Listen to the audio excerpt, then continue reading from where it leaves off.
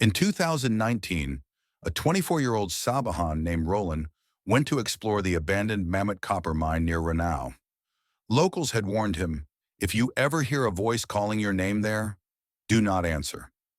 But that evening, as Roland stood at the edge of the crater, he heard his name being whispered again and again, and he was not alone.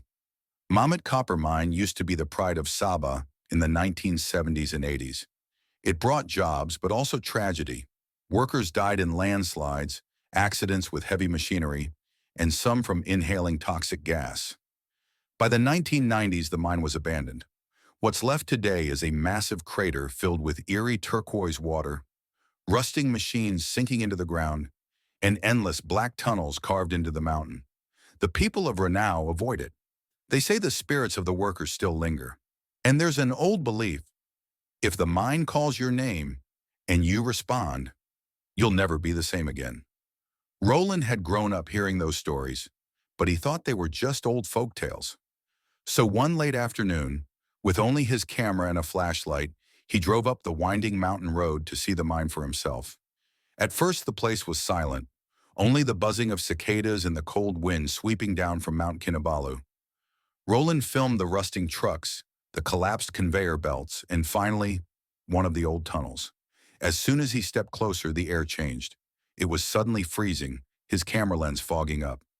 That's when he heard it, a soft voice calling his name. "Roland!" He froze, he spun around.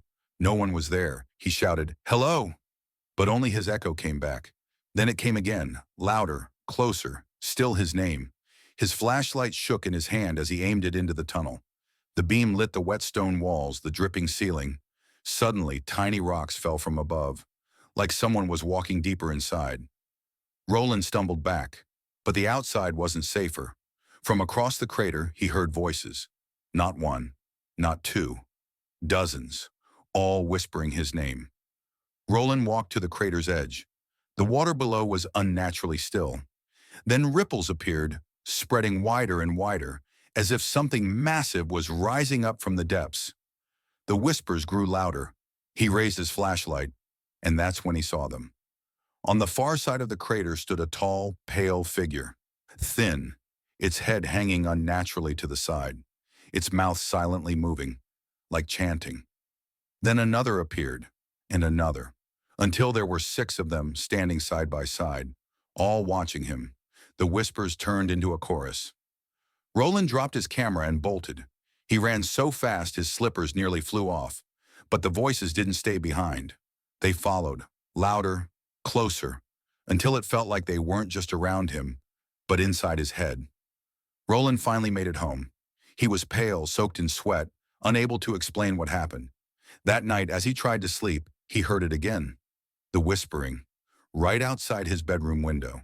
And Roland swears, even today, every time the night in Ranau grows quiet, he still hears his name being called. Softer, closer, and deep down he knows one day he might answer.